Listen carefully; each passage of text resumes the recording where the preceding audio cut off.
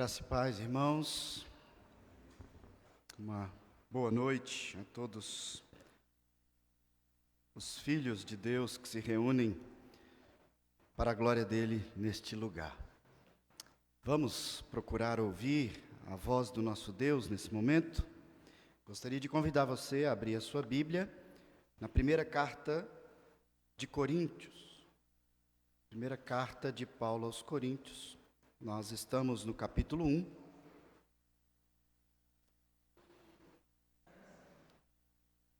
Eu lerei do verso 26 ao verso 31.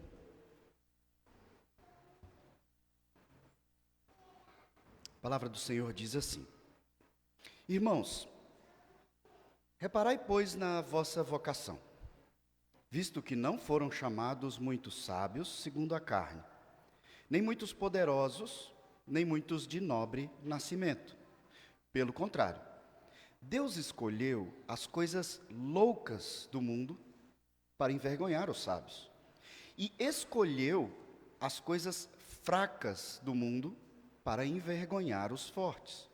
E Deus escolheu as coisas humildes do mundo, e as desprezadas, e aquelas que não são, para reduzir a nada as que são, a fim de que ninguém se vanglorie na presença de Deus.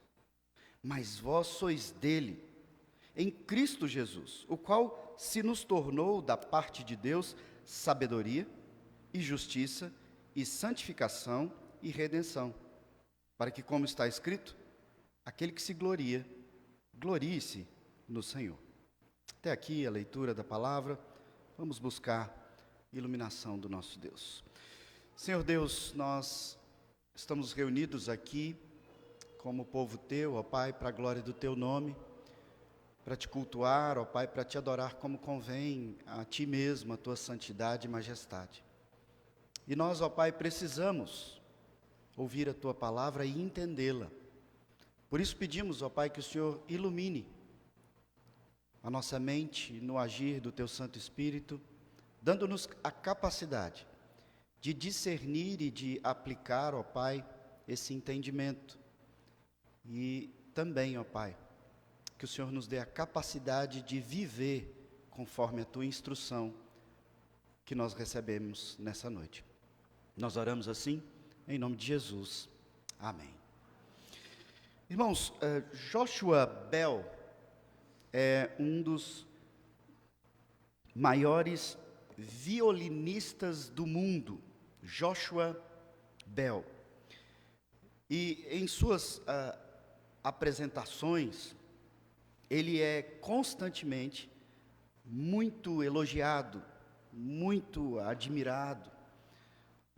Nos maiores teatros locais onde ele se apresenta, ele recebe ali de toda a multidão que paga caro para ouvir aquele homem com seu dom tocar. Ele recebe ali o auge de toda a glória e o reconhecimento do seu grandioso dom. Mas um dia, Joshua Bell tocou num lugar e não recebeu a glória que lhe era devida. Ele ficou extremamente impactado e muitas pessoas que estavam envolvidas naquele momento ficaram assustados. Joshua Bell, um dos maiores violinistas do mundo, tocou e não foi reconhecido em toda a sua glória. Foi uma experiência bem inusitada, inédita. Joshua Bell foi atendendo a proposta de alguns que queriam descobrir algumas coisas sobre o que leva as pessoas a serem admiradas, idolatradas, reconhecidas. Ele tocou por quase 1 hora numa das estações de metrô mais movimentadas dos Estados Unidos, a da Praça Central de Washington. E aquele homem famosíssimo tocou ali por quase 1 hora.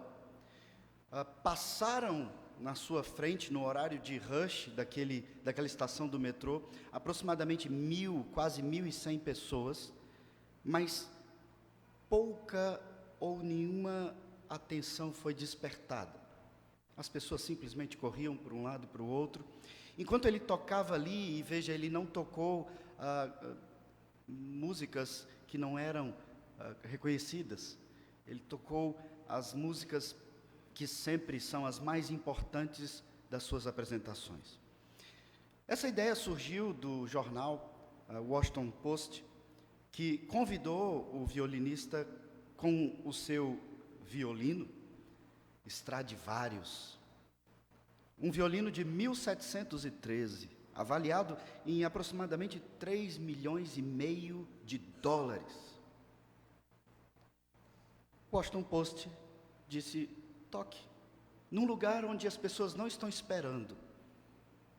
E isso aconteceu aproximadamente 3 dias depois que ele se apresentou naquela mesma cidade, num local extremamente famoso, e as pessoas pagaram centenas de dólares para ter acesso àquela apresentação.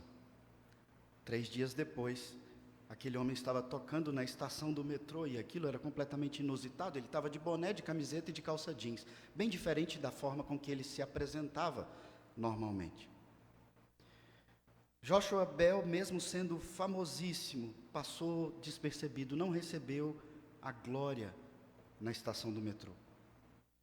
Ele foi posto como um homem qualquer, um homem que de fato ele é, um ser humano, igual aos outros.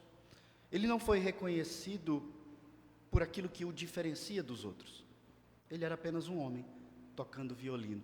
Ele, certamente impactado com aquilo, atendeu a várias pessoas e respondeu uma série de perguntas, mas algo me chamou a atenção. Ele, um pouco assustado, porque ele achou que teria algum reconhecimento, ele apenas brincou e disse: pelo menos algumas pessoas jogaram alguns centavos ali na minha frente, e se eu não fosse reconhecido, ao menos eu sei que eu não passaria fome. Um homem que é muito rico, que recebe milhares de dólares por suas apresentações, recebeu naquela 1 hora no metrô alguns dólares, algo em torno de 40 dólares, 30 e poucos dólares. E ele disse: pelo menos eu sei que eu não passaria fome. Veja, ele foi posto ali como um homem qualquer e não foi reconhecido. Eles estavam procurando fazer uma experiência para entender se o contexto influencia no reconhecimento e na glória das pessoas famosas, ou naquilo que muitas vezes é conhecido como o efeito manada, quando se trata de dar a devida atenção ou admiração, reconhecimento, fama a algumas pessoas, para avaliar se realmente o que a grande população observa é o talento, ou é apenas um efeito manada. A gente segue quem todo mundo está seguindo, a gente admira quem todo mundo está admirando. E eu achei bastante curiosa essa experiência, porque revela muito sobre o que nós seguimos, o que nós valorizamos, o que nos chama a atenção. E nem sempre é aquilo que realmente vale, nem sempre é aquilo que realmente revela grandes coisas a nós. Nós estamos sempre em busca de nossa própria glória. Por isso, aquele homem ficou um pouco assustado com o que aconteceu. Nós queremos reconhecimento, nós queremos elogios, e quando eu digo isso, eu não estou me colocando numa categoria afastada. Eu também muitas vezes estou em busca disso. Faz parte da nossa natureza, do nosso coração. Não que isso seja certo, mas nós gostamos dessas coisas. O apóstolo Paulo tem nos conduzido no início da sua carta, nos ensinando sobre a glória de Deus e a glória dos homens, no contexto da igreja. O apóstolo Paulo iniciou sua carta dizendo: olha, eu fui informado que tem muita divisão, muita intriga, muita briga entre vocês. E ele então começa a fazer uma exortação à igreja, para que a igreja não transforme a glória de Deus numa causa de briga e de divisões por causa da glória dos homens. Por isso aqui no verso 31, o último verso que eu li, ele diz: aquele que se gloria, glorie-se no Senhor. O apóstolo Paulo então está tratando aqui da glória de Deus e da glória dos homens, mostrando o que tem causado as divisões, intrigas, brigas, dificuldades que serão abordadas durante toda a carta de 1 Coríntios. E ele diz: vocês estão brigando porque vocês estão em busca da sua própria glória, do reconhecimento, do elogio. Vocês estão valorizando coisas que Deus não valoriza. Vocês estão se dividindo porque vocês estão seguindo o movimento do mundo. O argumento que o apóstolo Paulo apresenta agora, a partir do verso 26, vai no cerne da questão do maior problema que havia dentro da igreja de Corinto, e às vezes acontece na nossa igreja, na nossa vida, na nossa família. Divisões, intrigas, facções, brigas por causa de orgulho, vaidade, glória. Nós estamos em busca da nossa própria glória, e quando as pessoas não atribuem a glória que nós achamos que devemos receber, nós começamos a brigar. Nós começamos a criar, então, grupos, divisões, facções. Naquela igreja, em Corinto, as pessoas se dividiam em grupos de entendimento sobre vários assuntos. Eram vários assuntos, e nós veremos vários deles aqui na carta. Havia divergência sobre a comida sacrificada a ídolos. Havia discussões sobre casamento, sobre divórcio. Havia um problema muito sério na realização da ceia do Senhor. Problemas gravíssimos no culto que era realizado por aquela igreja, porque as pessoas queriam ali, por sua vaidade e reconhecimento de glória, elas queriam demonstrar os dons, e queriam ser reconhecidas num grau de importância pelos dons que tinham, e começaram a categorizar dons que eram mais importantes que outros. Ou seja, era uma igreja de gente pecadora, como nós. Havia uma série de grupos. O texto nos leva a pensar sobre facções, palavras que às vezes a gente não usa no contexto de igreja, mas são essas as palavras que mostram o espírito das divisões. Facções. No verso 10, no verso 11, o apóstolo Paulo fala de divisões e contendas, cisma, ruptura, são o que essas palavras significam aí na tradução que nós usamos. A palavra contenda ou ruptura aqui tem um significado interessante se nós pensarmos numa ruptura como ela foi escrita pelo apóstolo, uma rasgadura. Pense num tecido que tem suas fibras ali todas construídas, e ele tem função, beleza, aplicação, enquanto essas fibras estão unidas, entrelaçadas. Mas quando o tecido é rasgado, há rupturas, há rasgaduras, esse tecido deixa de ser o que ele era, ele não é mais um tecido. E o apóstolo Paulo usa essas palavras estrategicamente, falando sobre como a igreja é construída, unida, como é formada a unidade da nossa irmandade, e ele diz: há rupturas, rasgaduras, cismas, contendas, divisões entre vocês. Há os grupos dos de Paulo, dos de Apolo, dos de Pedro, e há um grupo que diz: não, nós somos os mais corretos, nós fazemos parte do partido dos de Cristo. E Paulo diz: nem esse partido está certo, nem de Paulo, nem de Apolo, nem de Pedro, nem de Cristo, porque vocês são uma trama, e não pode haver rasgadura, porque senão vocês deixam de ser o que são. Crente dividido, separado, rasgado, não é parte do corpo, e se não é parte do corpo, não é crente. E a gente precisa entender isso, porque no mundo onde nós buscamos a nossa própria glória, onde nós somos estimulados ao nosso individualismo, nós achamos que podemos fazer parte de um corpo sem ser parte do corpo, sem estar em constante comunhão e entender e reconhecer a necessidade que você tem desse corpo. Você precisa reconhecer, sob a instrução do texto, da palavra de Deus, que quem precisa da igreja, da trama do tecido, é você.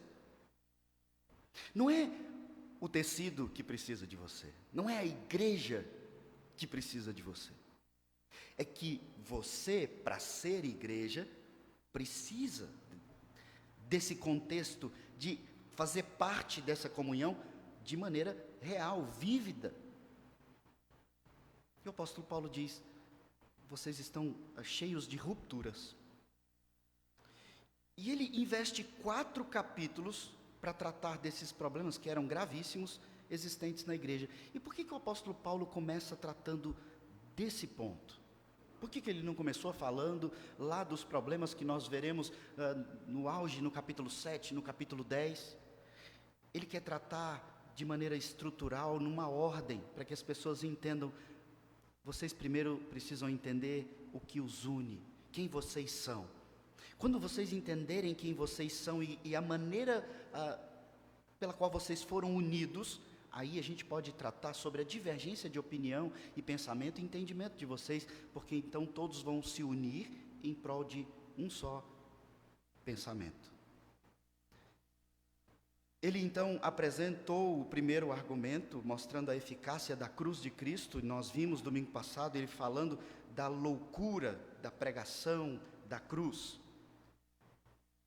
O evangelho que parece louco, mas que mostra-nos o centro, a unidade, e acaba com qualquer categorização, predileção, glorificação de pregadores por causa da sua capacidade de oratória, recursos, habilidades, ou a glorificação dos chamados, dos crentes, como merecedores do perdão de Deus. Ele diz: olha, a cruz é um retrato de quem vocês são e do que realmente foi feito para que vocês vivessem unidos. Não é a oratória de Paulo, não é a retórica de Apolo, não é as habilidades, não são as habilidades, capacidades de Pedro, nem o tal partido de Cristo. É o evangelho que é louco aos olhos do mundo, o evangelho da cruz que tornou vocês um só. Então aqui ele apresenta um segundo argumento, e ele está conduzindo a igreja, nós também, a entender de maneira mais profunda o evangelho da cruz. E veja como ele faz isso no verso 26, ele diz: irmãos, reparai, pois, na vossa vocação. Ele vai mostrar que não há aquela categorização ou separação de Paulo, Apolo e Pedro, fazendo as pessoas entenderem quem elas são. Ele diz: considere o chamado de vocês. Vocação aqui é o chamado, é como vocês foram chamados ao evangelho, convertidos. Considere vocês. É como se ele falasse assim para a igreja: se olhem no espelho agora. Quem eram vocês quando vocês foram chamados? Como é composta a igreja de vocês? Qual o tipo de pessoa que compõe o número dos crentes dessa igreja? Paulo está levando as pessoas a pensarem sobre o que elas têm valorizado nos pregadores e o que Deus valoriza quando Deus chamou essas pessoas. E Paulo está dizendo: olha, Deus não valoriza absolutamente nada disso que vocês estão valorizando. Vocês estão entrando em brigas e divisões porque vocês estão valorizando coisas que são valiosas no mundo, mas que Deus não valoriza. Então, ele leva as pessoas a pensarem sobre quem elas são, qual o tipo de gente que compõe o rol de membros da igreja de Corinto. Então ele fala, primeiro, a maneira como Deus chamou vocês foi uma maneira extremamente comum, pregação, um meio simples, qualquer um prega, desde que Deus o chame para isso, o capacite para isso. A pregação é a exposição das Escrituras. Quem salva é Deus, não é o pregador, não é a habilidade do pregador, não é a beleza da forma do sermão, a capacidade de argumentação. Quem salva é puramente Deus. E ele diz: como que Deus chamou vocês? Ele pegou os mais eruditos e capazes pregadores para fazerem uma grande e bela exposição do evangelho da cruz? Não. Deus chamou pescadores, homens simples, coletores de impostos, homens comuns. E Paulo diz: olhem para vocês. A maneira como Deus chamou vocês foi uma maneira muito simples, pregação feita por homens simples. Paulo, Apolo, Pedro. E quem ele chamou? Vocês, pessoas simples, sem mérito. A pregação foi o meio simples, os pregadores eram homens comuns, e ele escolheu salvar pessoas comuns. Agora, como que ele vai convencer a igreja sobre isso? Ele ainda argumenta sobre isso no próprio verso 26. Ele mostra 3 tipos de pessoa que Deus não chamou, que não estavam ali no hall de membros da igreja de Corinto.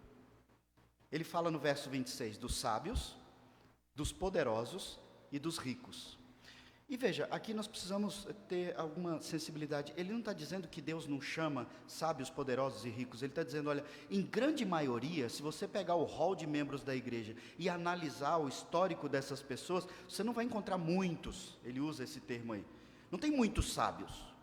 E aqui, sábios, ele está falando dos cientistas famosos, reconhecidos, os retóricos, eloquentes, filósofos do mundo grego, completamente famosos e reconhecidos. Ele diz, irmãos, olha aí para o hall de membros de vocês. Vocês estão valorizando e se dividindo em grupos, achando que um pregador é mais sábio do que o outro, que é mais retórico, tem mais capacidade, tem mais conhecimento, é mais eloquente, tem mais capacidade filosófica de argumentação e sabedoria. Aí ele diz, vocês estão valorizando algo que parece que Deus não está valorizando, porque olha o hall de membros. Cadê os grandes teóricos, os grandes cientistas?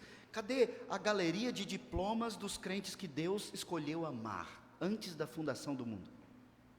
E Paulo diz, eu não estou vendo muitos desses. E ele está levando essas pessoas a refletirem, vocês querem exaltar os sábios? Cadê os sábios na igreja de Deus? Porque Deus não chamou muitos sábios. Há entre vós algum escriba, algum filósofo? Veja como ele fala, visto que não foram chamados muitos sábios. E aí ele coloca uma grande explicação, segundo a carne. A Bíblia fala constantemente de sabedoria, e nós já falamos muito aqui, especialmente no livro de Eclesiastes. Mas há a sabedoria verdadeira que está em Cristo Jesus. Mas aqui ele diz, Deus não chamou muitos sábios segundo a carne. Esses que o mundo reconhece por seus títulos e diplomas certificados. Não tem muitos deles dentro da igreja. E se a gente fizer um estudo, uma pesquisa, talvez nós venhamos a concluir que hoje em dia tem acontecido algo parecido com o que acontecia lá na igreja de Corinto. Temos grandes homens reconhecidos da sociedade na igreja? Temos, mas não são a maioria. Nem muitos poderosos. Temos um ou outro ministro, alguém poderoso dentro das igrejas? Temos, mas eles não são maioria. Paulo diz, cadê os reis, os governantes, os políticos, os grandes generais de guerra?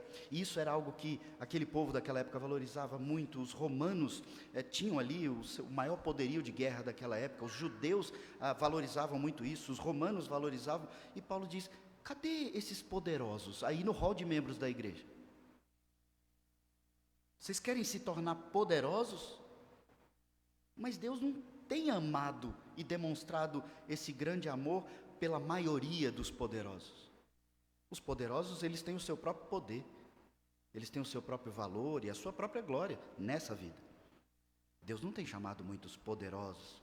E ele continua, nem muitos de nobre nascimento, e aqui entenda, os ricos, de nobre família, como condes, barões, pessoas de grande estirpe, de linhagem, de famílias ricas. Não havia muitos deste grupo dentro da igreja de Corinto.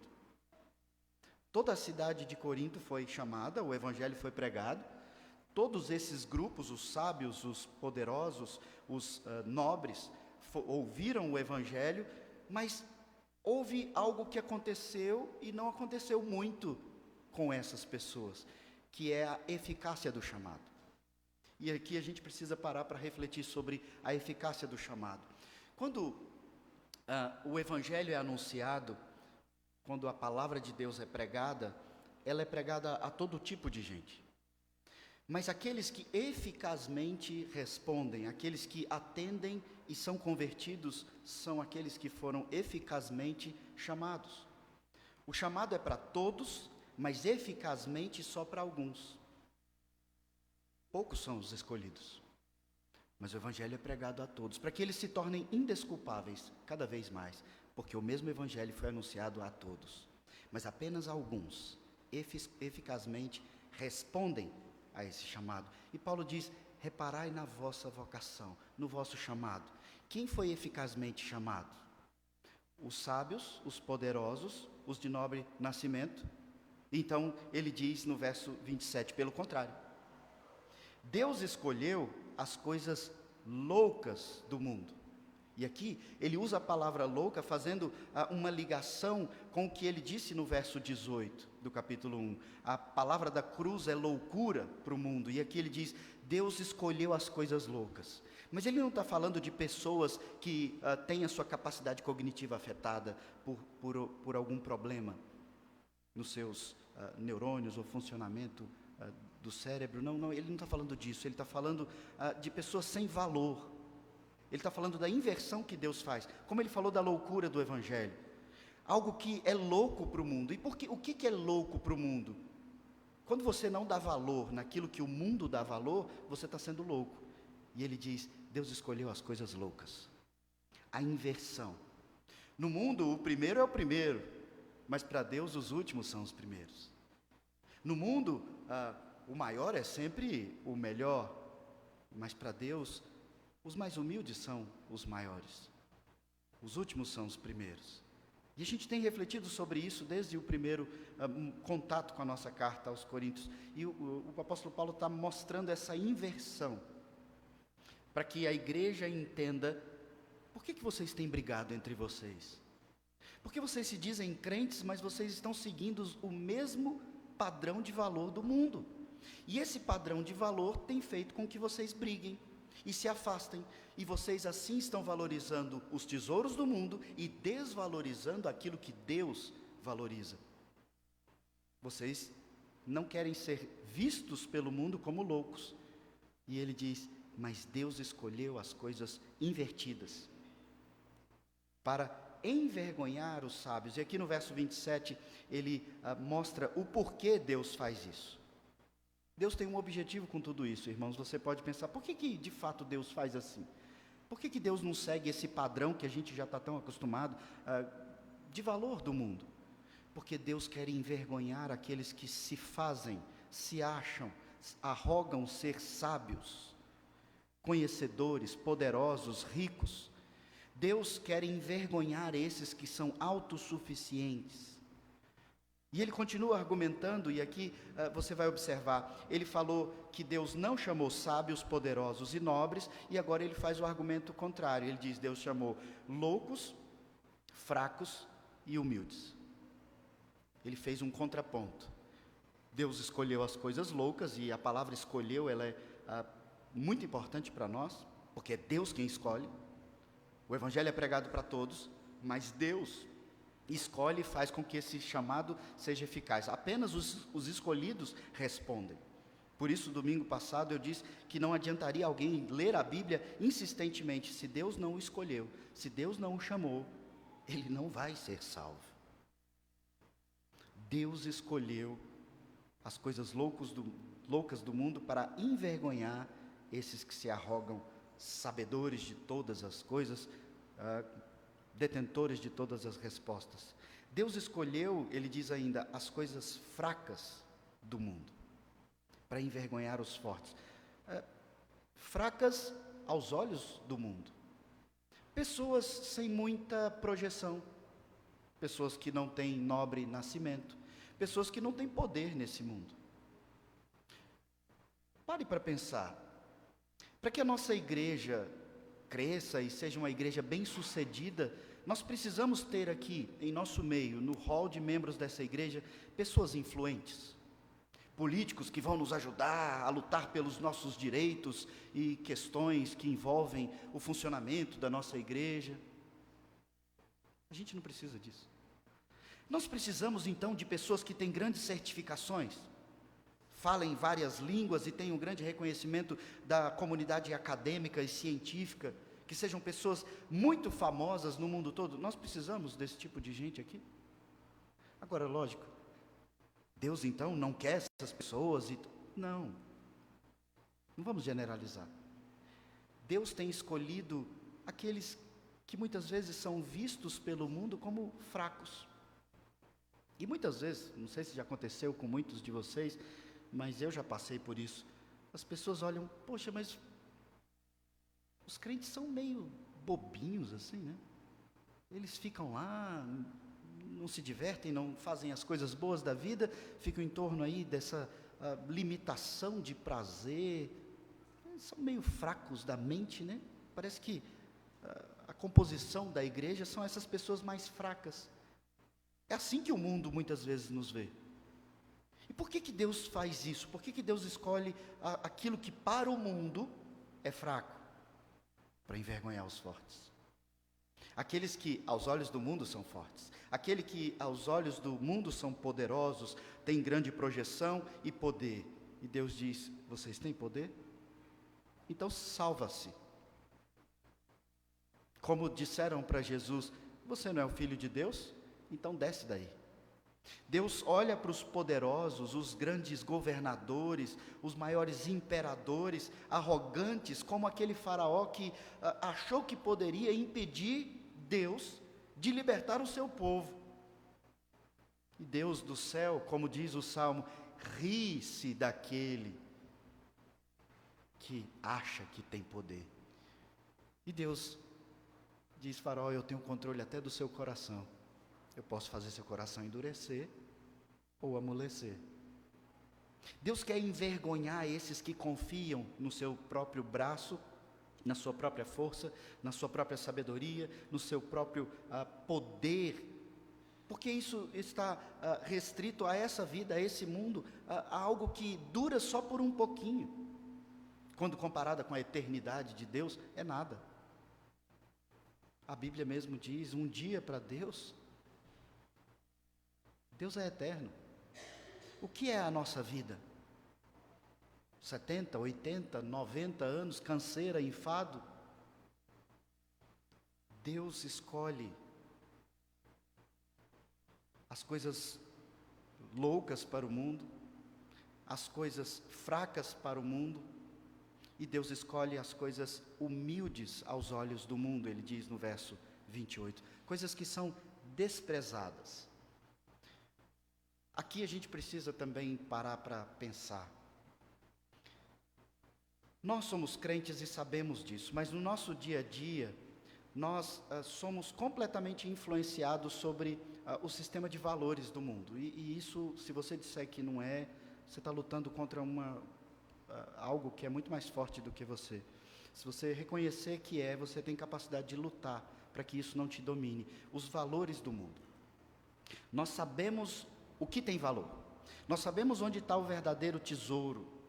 E eu vou te dar um exemplo sobre coisas que as pessoas que não conhecem a Deus, não conhecem a Bíblia, elas mesmas concluem sobre como se deve viver melhor. Essas pessoas dizem, olha, os homens trabalham e acabam com a sua saúde para ter dinheiro, mas então eles chegam lá e o que eles deveriam ter dado valor era a família, a saúde.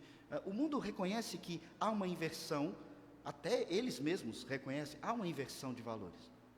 Mas o mundo desconhece o que é o verdadeiro tesouro. E você que foi eficazmente chamado, teve os olhos abertos para saber o que tem verdadeiro valor. Família tem valor? Sim. Mas há algo mais valioso. Uma família que te liga inteiramente e eternamente à família do sangue de Cristo. A sabedoria que é proveniente de Cristo. A vida de piedade em prol de responder à vontade de Deus. A gente sabe disso. Mas o quanto da nossa vida nós temos nos dedicado a experimentar essas coisas tão valiosas e proporcionalmente o quanto nós temos nos empenhado para experimentar das coisas valiosas desse mundo. Essas coisas valiosas aos olhos do mundo é que nos fazem brigar aqui dentro e nas nossas famílias. Deus escolheu as coisas humildes do mundo, as desprezadas e aquelas que não são, para reduzir a nada as que são aos olhos do mundo, é claro. Deus quer exatamente mostrar o verdadeiro valor e por isso ele faz essa inversão. Se você ainda não tinha entendido, o apóstolo Paulo está explicando para aquela igreja que brigava por causa de tanta coisa. E ele diz: vocês estão brigando porque vocês estão seguindo o sistema de valores do mundo. Vocês estão valorizando o que Deus despreza. Vocês estão querendo pregadores famosos e arrogantes quando Deus valoriza os humildes. E Deus valoriza o pregador humilde, aquele que não tem grandes habilidades ou capacidades, porque assim o evangelho fica ainda mais belo. Porque não dependeu em nada da capacidade daquele pregador. Quando o pregador é muito bom, o pastor é muito bom e ele se destaca, as pessoas então começam a seguir aquele homem. E o evangelho? É ele que está transformando as vidas das pessoas? É ele que está mostrando o verdadeiro valor? É ele que está conduzindo? É ele que está mudando? Meus irmãos, como isso tem acontecido hoje em dia? Pregadores que arrastam multidões e são famosíssimos. Eles são como esses ídolos musicais e tantos outros, como se houvesse neles algum poder e alguma capacidade maior de trazer as pessoas à conversão, à vida de santidade. Não tem. O poder é todo do evangelho, e se tem alguma a glória que é atribuída a ele, aquilo que a Bíblia diz apenas deve ser feito. Honra quem honra. Se há um esforço, se há dedicação, se há estudo, e veja, não estou aqui querendo divulgar uma falsa humildade, para que eu venha até aqui pregar para vocês, há muito esforço da minha parte. Eu não posso fazer isso de forma negligente, irresponsável, sem preparação, sem dedicação. Eu não posso então ignorar os estudos, mestrado, doutorado e busca de entendimento, mas eu preciso entender que nada disso impressiona Deus. E nada disso me dá a capacidade de converter mais pessoas, porque eu estou investindo na minha capacidade pastoral e de entendimento bíblico. Não, isso deve ser feito. E se você acha que então os mais jovens, os mais novos que não gostam de estudar, já começam a pensar, então eu não preciso estudar, porque Deus não valoriza esses diplomas e essas coisas. Eu não estou dizendo isso, o apóstolo Paulo não está dizendo isso, não é esse o caminho.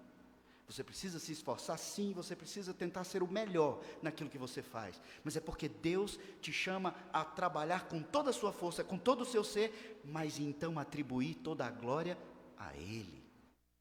O grande problema é que quando você estuda muito, você se esforça muito, e você tem um reconhecimento de toda a classe acadêmica, e você tem muitos diplomas, e você então começa a ter uma boa remuneração, e começa a ter muitos seguidores, e muitos admiradores, então você começa a receber uma glória, que não deveria estar recebendo, e essa glória te ensoberbece, e essa glória precede a sua queda. Deus é o único que pode receber glória, porque Ele não cai. Ele requer de nós que glorifiquemos o seu nome. E quando nós então começamos a buscar a nossa própria glória, saiba, é aí que você vai cair. Deus não se impressiona com as nossas capacidades, mas nós precisamos nos esforçar para fazer sempre o melhor, porque é isso que Deus requer de nós. Mas ser humilde é exatamente se esforçar para fazer o melhor e então atribuir toda a glória a Deus, porque é Ele quem efetua em vós tanto o querer como o realizar. É Ele que te dá a saúde, a capacidade. É por isso que você trabalha, se esforça a semana toda, o mês inteiro, então você recebe o seu salário, e aí você vem aqui no culto e agradece dizendo: Senhor, obrigado. E aos olhos do mundo isso é louco, porque Deus não fez nada aos olhos do mundo. Foi você que trabalhou, você que se esforçou, você que estudou, você que ralou, e então você vem aqui agradecer a Deus, trazer um dízimo de tudo aquilo que é fruto do seu trabalho. Quando você traz o dízimo, você está reconhecendo quem te deu a capacidade. para realizar tudo que você realizou. Quando você, então, volta no domingo para começar a sua semana, para cultuar, Jesus Cristo deu esse exemplo belíssimo, ilustrando sobre aqueles 10 que foram curados, e apenas um voltou para agradecer. Mas então você está envolvido com os valores do mundo e vir na igreja dá um trabalho, porque a sua glória é mais importante do que a glória de Deus. E eu tenho batido nessa tecla aqui com vocês, o quanto você tem valorizado o culto, a volta para reconhecer e agradecer e atribuir a glória a Deus. A primeira pergunta dos nossos 2 catecismos oficiais da nossa igreja nos trazem exatamente a esse ponto. Qual é o objetivo fundamental, maior, final da sua vida? Glorificar a Deus e gozá-lo agora e para todo sempre. Glorificar a Deus. Enquanto você trabalhar e se esforçar, ouvir a igreja para ter o seu próprio retorno, a sua própria glória, está errado. A fim de que ninguém se vanglorie na presença de Deus, o apóstolo Paulo no verso 29 joga o nosso pensamento e o nosso foco lá para o dia do julgamento, quando nós estivermos diante de Deus. Imagine aqui a cena que o apóstolo Paulo está pintando. O dia do julgamento, o dia final, Deus então em Cristo Jesus ali, descendo para estar com os seus, e vamos fazer aqui uma imagem hipotética. Você chega lá e agora você diz, olha, vou entrar no céu. E Deus diz, o que você fez para merecer isso? Me mostra aí as suas realizações. Eu quero a anotação aí na sua agenda. Quantas pessoas você evangelizou, quantas vezes você orou, quantas vezes você foi para a igreja. Isso traria glória para você, porque você teria realizações para apresentar. Mas sabe o que nós vamos apresentar para Deus naquele dia? Nada. Cristo levanta as mãos e diz, a marca dos cravos é que dá acesso a eles, ao céu. Eles não merecem nada, eles não fizeram nada. Não tem mérito, não tem vanglória, não tem valor. Em Cristo nós fomos comprados, e é esse o cerne que o apóstolo Paulo quer levar toda a igreja. Entendam, irmãos, vocês estão brigando por causa de Apolo, de Pedro, de Cristo. Cristo morreu para que vocês fossem um nele. Não no partido dele, mas nele propriamente dito. Por isso ele diz no verso 30, mas vós sois dele. Vocês não são de Apolo, vocês não são de Pedro, vocês não são de Paulo, vocês são dele. Ele comprou vocês. É isso que ele fala aqui no verso 30. Vocês são dele, vocês não são de outra pessoa. O evangelho não foi capaz de salvar vocês pela habilidade de quem pregou. Foi a obra de Cristo que alcançou vocês, porque Ele escolheu vocês, e vocês então foram comprados pelo sangue dEle, então vocês pertencem a Ele. E se Ele então quer que vocês sejam um só corpo, não faz diferença se você prefere Apolo ou Paulo. Ele pagou por você, e você então é um com seu irmão, que gosta do outro pregador. Então seja um com seu irmão. Tenha uma unidade, não uma ruptura. E ele diz, o qual se nos tornou da parte de Deus, tudo aquilo que ele havia dito antes, sabedoria, justiça, santificação, redenção. Ele diz, Deus nos chamou os sábios, Deus chamou as coisas loucas, Deus não chamou os fortes, Ele chamou os fracos, Deus não chamou os nobres, Ele chamou os humildes. Cristo é a nossa sabedoria, Cristo é o nosso poder, Cristo é a nossa riqueza, Cristo é a nossa justiça, Cristo é a nossa santificação, Cristo é a nossa redenção. E então ele encerra citando um texto de Jeremias. Por que Deus faz tudo isso, irmãos? Para que, como está escrito, aquele que se gloria, glorie-se no Senhor. Não pense que a glória está em você. Jeremias registra a palavra do próprio Deus, que estava instruindo o seu povo ali no Israel do Antigo Testamento, a não se vangloriar por causa da sabedoria humana ou das riquezas terrenas que eles achavam que podiam confiar. E o profeta Jeremias vem como boca do Senhor e diz, não se vangloriem disso, irmãos. Vocês deviam se vangloriar, Jeremias alertou, no entendimento e no conhecimento de Deus, que demonstra bondade para com vocês, justiça, retidão, em favor de vocês. Se vocês são povo de Deus, é porque Ele os escolheu. E Paulo, então, sabiamente e inspirado, vai lá em Jeremias e pega esse texto e coloca aqui, dizendo: irmãos, não se vangloriem, não se dividam. Ele é que tem sido bondoso. Se há alguma bondade em vocês, é porque Ele tem assim se revelado. Joshua Bell, irmãos, o violinista que tocou sem ser reconhecido ali no metrô, e isso tirou por alguns instantes ali um pouco do brilho da sua grande glória. A própria Joshua Bell afirmou: isso foi bom para mim, porque eu percebi que eu estou dentro de um contexto, e fora desse contexto eu sou apenas mais um tocador de violino no meio da rua.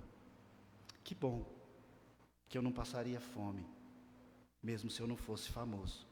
Eu teria o suficiente para viver com as moedas que foram lançadas à minha frente. O experimento que foi feito com Joshua Bell, aquele violinista, nos mostra que o homem não tem a glória em si, não tem brilho em si, não tem luz própria, e é isso que a Bíblia nos comunica. Se você tem algum brilho, se você tem feito algo sábio, algo bom, atribua a glória a Deus. É Ele que tem agido na sua vida para que você reflita o brilho da luz que é dele, da bondade que é dele, da justiça que é dele. Se há em você qualquer justiça, paciência, longanimidade, benignidade, mansidão, domínio próprio, agradeça a Deus, porque Ele tem feito com que você reflita esses atributos que são dele. Se você tem dons, vem dele. Se você tem sabedoria, vem dele. E acima de tudo, se você é salvo, foi ele.